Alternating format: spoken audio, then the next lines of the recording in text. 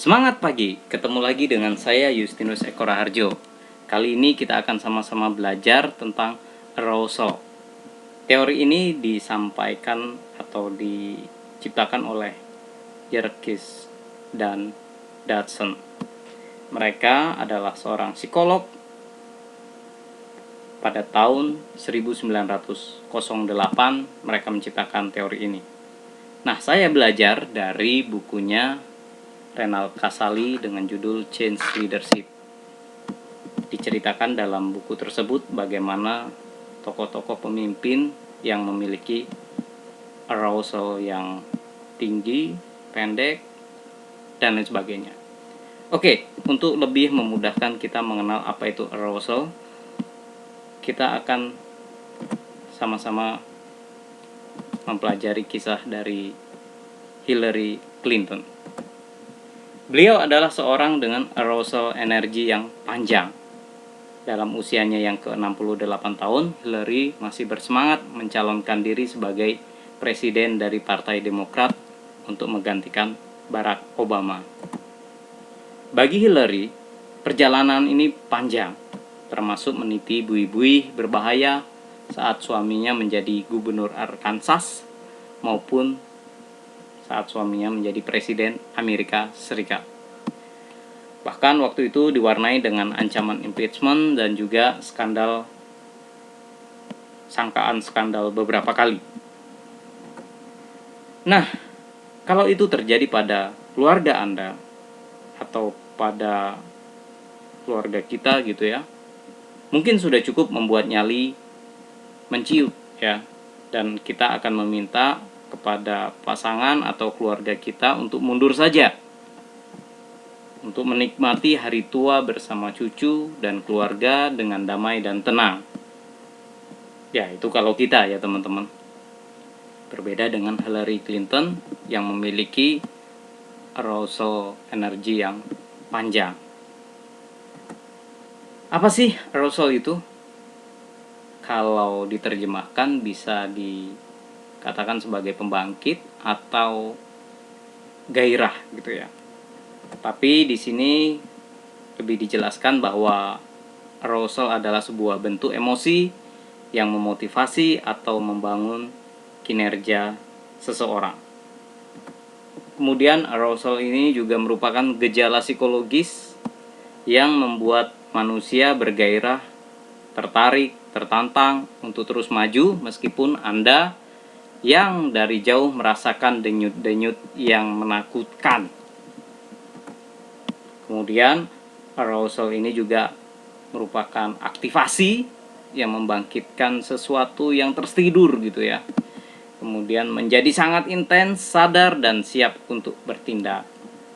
Nah, kalau masih blur juga atau belum jelas juga, kita akan sama-sama lebih dalami lagi dengan grafik ini. Jadi Yerkes Dodson ini mengatakan bahwa ada hubungan antara arousal dengan kinerja ya. Sampai dengan tahap tertentu ya, sampai dengan titik tertentu, arousal ini akan meningkatkan kinerja yang optimal ya. Jadi setelah dia sampai di titik optimal tersebut, kecenderungannya adalah kinerja akan semakin menurun. Kenapa hal itu bisa terjadi? Karena adanya good stress dan bad stress. Good stress itu adalah perasaan termotivasi, perasaan bangga, perasaan keberanian, semangat untuk menang, untuk mencapai prestasi, untuk mencapai goals tertentu gitu ya. Sementara bad stress itu denyut jantung yang berdebar ya kan.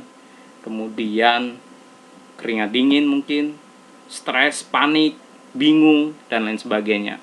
Bahkan sampai dengan terjadi serangan jantung. Oke, kemudian bad stress sendiri bisa berakibat pada kolaps ya. Ini bisa diilustrasikan dari misalnya seseorang yang minum pil ajaib atau Viagra ya. yang sampai pada tahap tertentu, pil ini bisa membantu kinerja fisiknya dan menghasilkan aktivitas positif ya.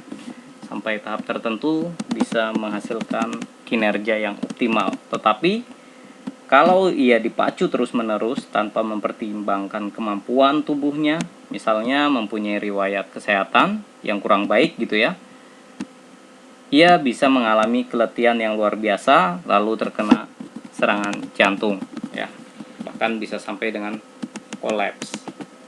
Itu adalah ilustrasinya ya. Berikutnya kita akan membahas tentang rentang kendali arousal ya. Yang pertama itu adalah rentang kendali yang normal sedang. Ini balance ya, antara dari rendah ke medium dan dari medium ke tinggi. Ini balance. Ini adalah yang normal. Kemudian yang kedua adalah rentang kendali yang masuk kategorinya pendek ya. Dia cepat puas dan juga cepat lelah gitu. Misalnya kalau kita ilustrasikan, mungkin kita sering lihat banyak artis ya, tiba-tiba muncul tenar, habis itu tiba-tiba hilang gitu ya. Nah, ini contoh saja. Begitu juga dengan karyawan di perusahaan ya. Biasanya tipikal karyawan yang pindah-pindah perusahaan ya, atau kutu loncat ya, itu mungkin arousalnya itu masuk dalam kategori normal pendek. Oke, selanjutnya ini adalah rentang kendali arousal yang normal panjang ya. Energinya panjang dan seimbang ya. Ini misalnya Hillary Clinton tadi. Beliau sampai usia tua pun masih tetap memiliki gairah yang luar biasa. Nah, kalau di perusahaan tentu orang-orang yang produktif, yang sangat berkontribusi kepada perusahaan adalah orang-orang yang mempunyai gairah yang panjang ya.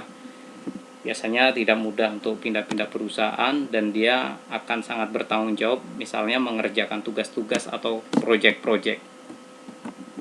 Nah, ini adalah rentang kendali arousal yang pecundang ya teman-teman ya. Biasanya ketika dia di arousal kinerja yang baik gitu ya, dia bisa bertahan cukup lama misalnya ya. Tapi begitu dia sudah di kinerja yang optimum, kemudian dia mulai turun, nah ini dia tiba-tiba bisa menghilang gitu ya. Atau dia tiba-tiba tidak bertanggung jawab atas tugas dan tanggung jawabnya, seperti itu ya.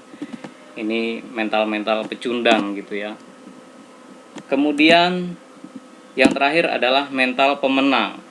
Mental pemenang ini justru dia bisa mempertahankan kinerjanya. Walaupun dia sudah sampai di kinerja yang optimal, dia bisa menahan laju turunnya kinerjanya. Dia bisa bertahan lebih kuat walaupun banyak masalah, banyak bad stressnya gitu ya. Nah, ini adalah tipe pemenang teman-teman. Nah, ini sangat penting untuk rekrutmen ya, khususnya bagaimana rekrutmen bisa merekrut orang-orang dengan arousal yang panjang ya, atau yang pemenang ini ya, sehingga bisa memberikan kontribusi yang optimal untuk perusahaan. Atau kita misalnya yang mau memilih presiden atau gubernur, wali kota, dan bupati, tentu kita bisa memilih pemimpin-pemimpin yang mempunyai arousal panjang atau pemenang ini ya. Oke, rasanya itu aja dari saya. Semoga bermanfaat. Semangat belajar!